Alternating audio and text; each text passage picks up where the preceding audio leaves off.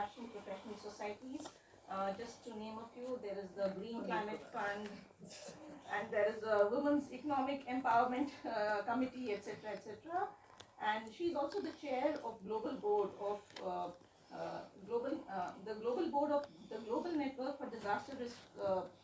And for 2 words, 2015, for 2 terms, yes, 2015 and 2021. Just one more last thing, that she's presently the board member of Climate Action Network South Asia since 2019.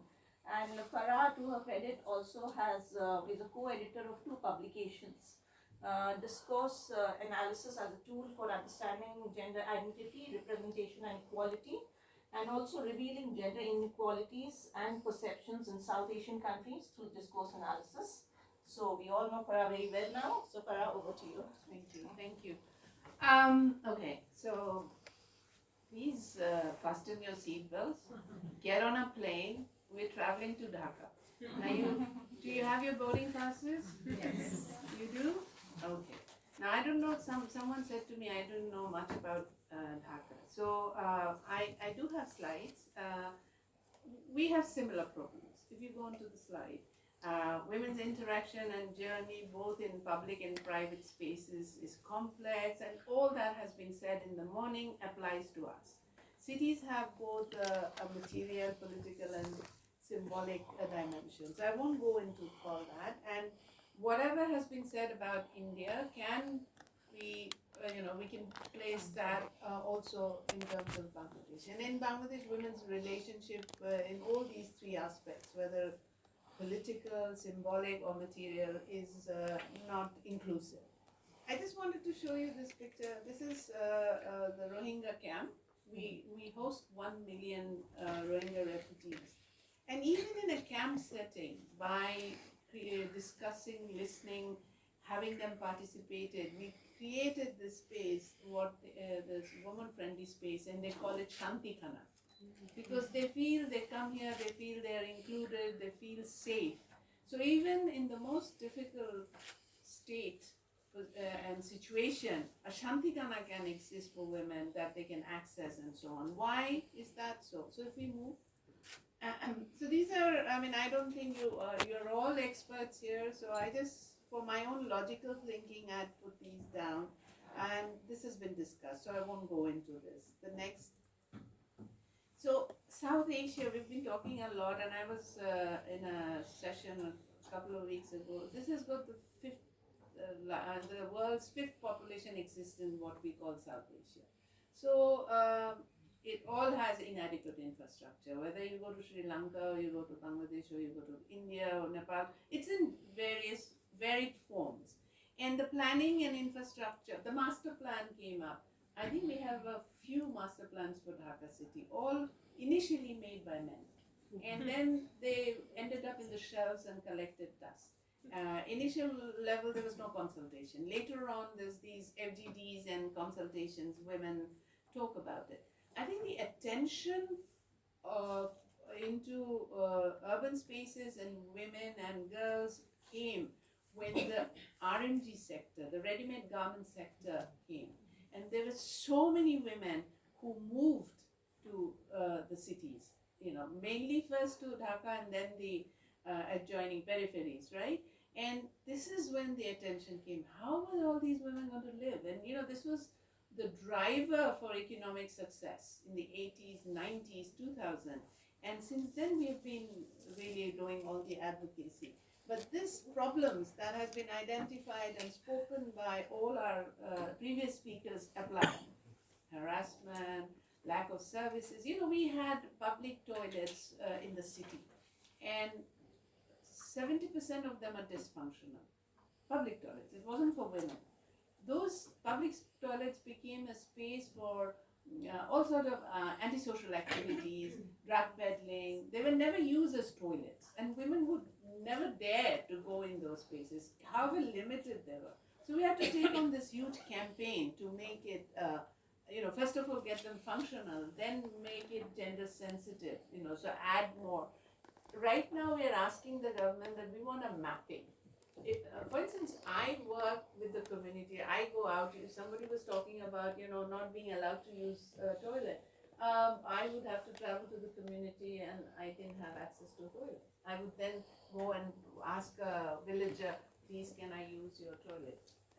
Whatever they use. So I've experienced that in the last 30 years, and we did the lobbying, and then one of our presidents included toilets in every petrol station.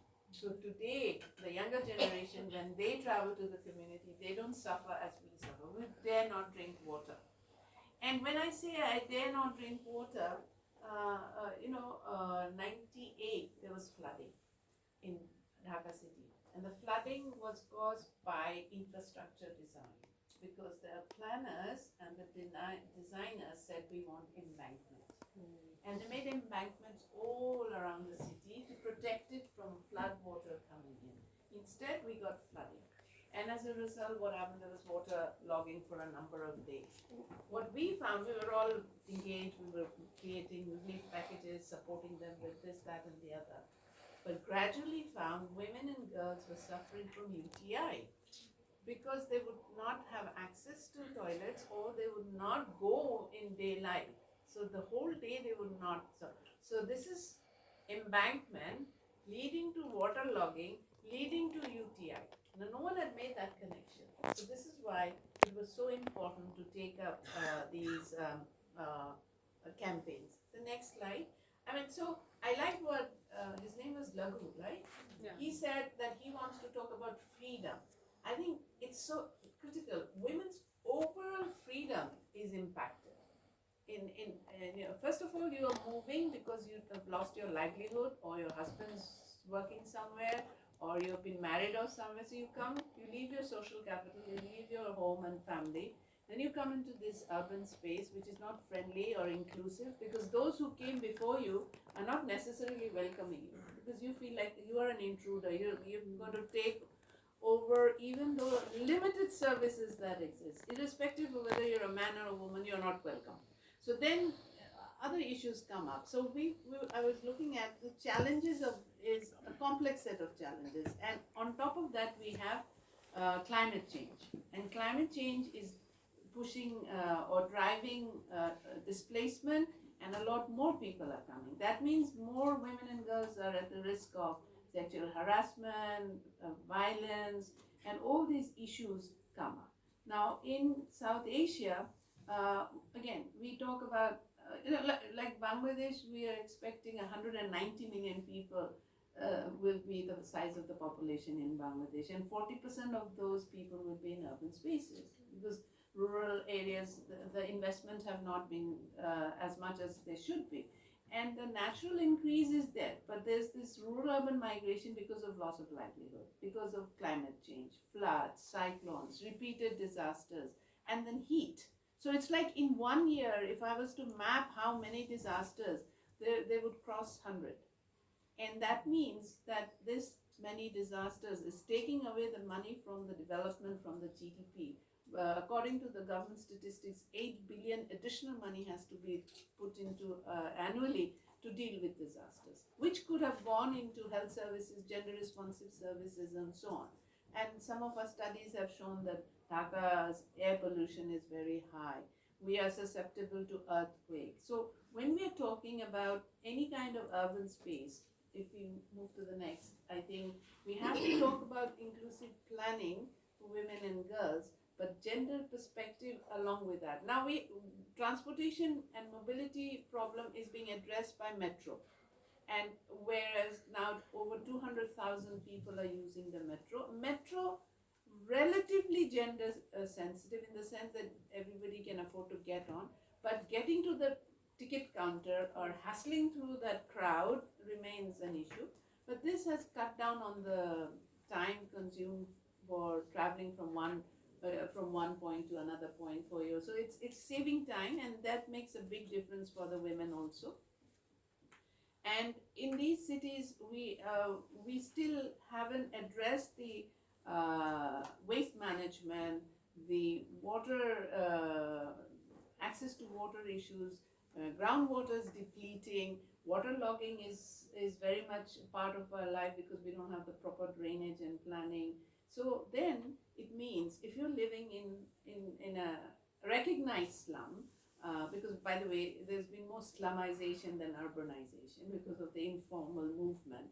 Even in a recognized slum, if there's waterlogging, then the water seeps into your drinking, your tubewell and that. So it's contaminated water. Your toilet is flooded. You can't use that. So again, a whole round of issues come up, and we need to make sure that we understand what are the requirements of women and girls in these conditions. So we are doing early warning. Bangladesh is known for its early warning. Bangladesh is known for its anticipatory planning. But in that anticipatory planning, unless the gender dimension is there, it will not be purposeful or it will not serve. The bridges and metros need to have the lighting. And someone said lighting is not important. True, it's not the center, but it's critical. Because when there's light, girls and women feel, okay, maybe if we go together. We have done so many training of women, girls, you should not travel alone. Move in groups, carry your safety pin, things like that. So this is where we have to bring in the change. And we also need to work around the peripheries, because a town urban space cannot be that pure urban space. It has to have a wider explanation. Next. And we all know this, politics, governance, and issues. Now, when we did a survey in 2017, 49% of women said that they feel unsafe. 48% women said they feel unsafe in public spaces. So I think it matches with all the different studies you were talking about. And also, we have a video link if you want to see our Safe Cities campaign. You mentioned about having one helpline. So we campaigned and we got the helpline, 199. But the helpline is there in the annual plan and so on, but there's no investment. They complain that anybody and everybody calls the helpline. They're asking what's the price of the sugar today, and somebody is saying, oh, I love your voice. This happened everywhere, whether it's in Germany or America. I know it happens everywhere, that you get 20 false calls and then you get two genuine calls. But you have to be prepared. You can't say that it's only 2 calls coming. And the investment for someone to be able to respond. And I think what I took from the morning is that somebody was judgmental when the call comes saying, why are you there? So imagine you're already in a difficult state and then somebody decides to be judgmental. It's very difficult. So this was one of our campaigns. Next. We have been trying to work with different constituencies, the urban planners, the government, the bus conductors and drivers, and of course all the civil society and university students and coalitions, because it's very difficult to be able, for any one actor to take it up. So we did the Safe Cities campaign and we got our mayor to bring the lights on. So the lights have come in certain parts of the city. We talked about transportation. We got the mayor involved and one side of the city, because I live in a city with 20 million people, by the way. I mean, there's no comparison to India, but I'm saying it's the population of 3 or 4 countries in Europe. I don't think, if you put the Nordic countries together, you would still not get 20 million. So that's the city, and it's huge issue. So pollution, water, access to water, all this, poor waste management is still there. Now, we approached it from the rights perspective, and therefore we started working with the urban planners, the government architect, the Ministry of Women Rights. Then we went to the House Building Research Institute, the Parliament, and we did this whole line of conversation. So, Safe Cities lighting, they've taken it up and put it in the annual budgets. Child care and care, the whole care issue. It was very difficult because one was the economists and the finance minister was saying, how do I put a dollar tag to it? So we had to build up the arguments, and we are getting there. Now it's recognized. Then how do you build these child care facilities? Even the government offices didn't have before we went in. I think now all government, and our Prime Minister takes very big pride in this. She's asked everyone to have in schools, colleges and so on. Now, so I won't go into some of the slides, but key learnings, challenging, if you want to kind of address the challenges, these are, I will leave this with you and you can access it from talent organizers. But even now, World Bank, ADB, GIZ, UN Women all talk about safe cities, safe care and urban inclusive gender responsive, but we're not being able to implement it. So implementation is a problem, mindset is a problem. We will have to come together, and maybe as a South Asia community we can take up this advocacy and lobbying, how to make this, you know, the CSW even today is talking about child care and care economy and safe spaces. So we all need to do this, and our ministers and Prime Minister influence each other. So maybe the campaign will be successful.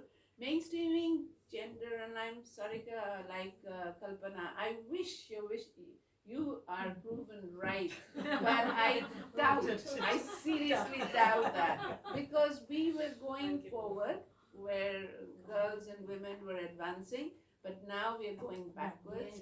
The rightist forces everywhere is really attacking women's space, girls' space. Then we have disasters, and that is pushing girls and women into even more vulnerable state. And we see the child marriage. 50% of our population are getting married before 18. But this 50% girls, do you have reproductive services? Do you have counseling? Do you have those facilities in a city? No, you don't. Now the campaign for menstruation and menstruation cycle is picking up, so there's a little more awareness, but the facilities are not there. And I think the elephant in the room that no one touched on is the private sector. Because SDGs, at least in my country, when the SDGs came, it was understood that the SDGs would be funded 80% by the private sector. Now everybody has gone back on SDGs, but I think we haven't made a strong enough argument for the private sector that you need to invest. And if you invest, there's a return in it, in the services as well. Because public, I don't know about India, but in our country, the public services are not enough for 20 million people in a city. So you have to have alternatives. So maybe if women-headed organizations were supported to provide these services.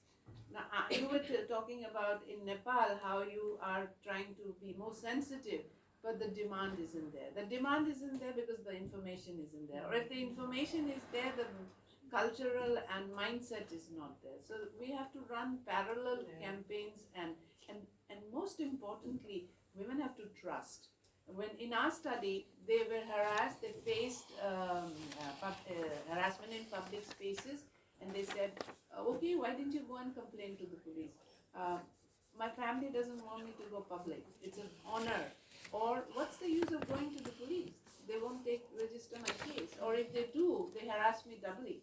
What were you wearing? Why were you there? What happened? What did you say? So all this is still persist in our society, and this is where the trust element has to be built in, and girls have to also claim. So that's why I said that pragmatism is on one level, a rights lens, a rights perspective is extremely critical.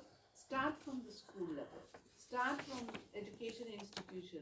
We have separated boys and girls toilets, but all the men, forgive me, you can stand on the right side of the road and pee. We can't. We can't. Period. So you have to give us that facility. So that's very important. I must have light so that somebody who's groping me or is not taking advantage, or I can feel confident to, fight back. So these are the things that urban planners need to come up with. But none of this is going to be possible without the investment. And as a lot of people have said, they work with the World Bank, the ADB, the GIZs, and many other institutions. I think this is an opportunity to put our issues. I'll end by how our women in Bangladesh influenced the parliament, and in the 7th 5-year plan and the 8th 5-year plan, I'm unpaid care work was recognized, creches were introduced, a budget was allocated for that. So these changes are happening. Not happening fast enough, not happening adequately, but are happening. And I believe that the glass is half full. Thank you, Farah. It was really heartening to hear all the changes that are happening in Bangladesh. I think Bangladesh can be one of the torchbearers when we talk about gender-sensitive planning or women asking for their rights or budgetary allocations being made, etc. Just a couple of things that come to my mind. I think the fundamental thing over here is about just sensitizing people. Just for people to realize, and I'll tell you why that's important. I'm leading a project called URBANSHIFT right now in NIUA, and in the project mandate there is that project is of course about creating knowledge and then implementing and things like that. But it also has a very strong component of capacity building. So in the project mandate, it's written that whenever I organize a workshop or something to disseminate information, 40% of the participants should be women.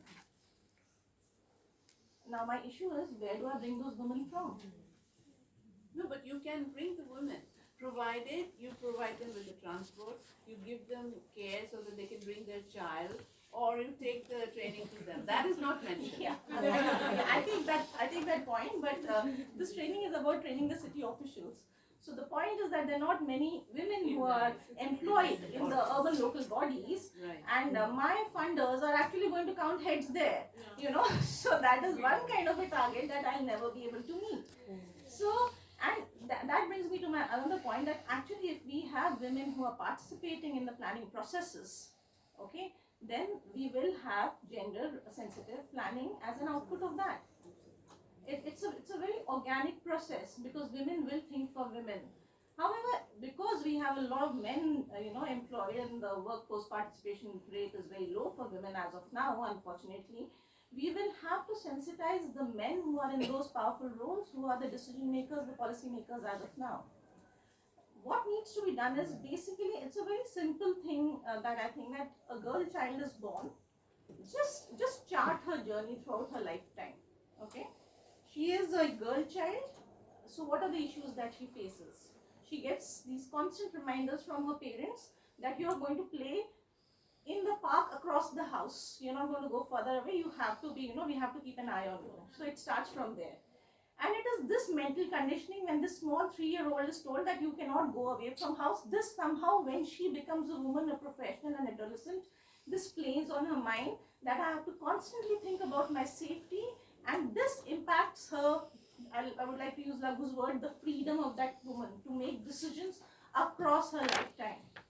Then comes the part when, as an adolescent also, we see there are a lot of school dropouts. The school dropout rates are high. That is why is it so? Because still in many parts of the tier 2, tier 3 cities in India, also in our rural areas, we don't have some basic facilities like girls' toilet in the school.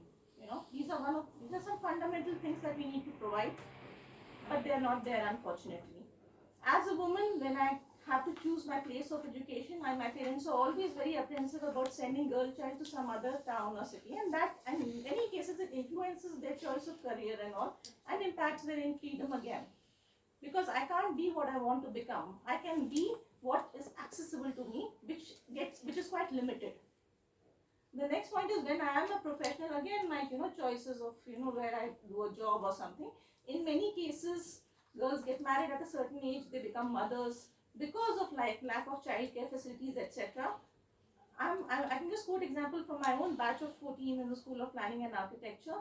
I can count only 4 women who are actively working as of now. 4 out of 14. And all of us are architects, planners. And we all dropped out due to multiple reasons.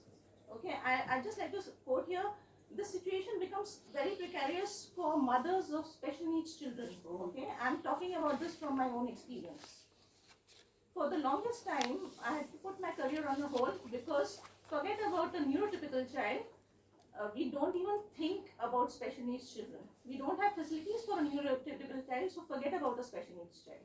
So that kind of hampers your career. Then comes when you are an aging old woman.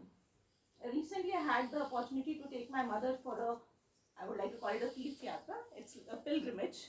okay, to Ayodhya. So I told her, see, I've done my duty, I've taken you to Ayodhya and brought you back.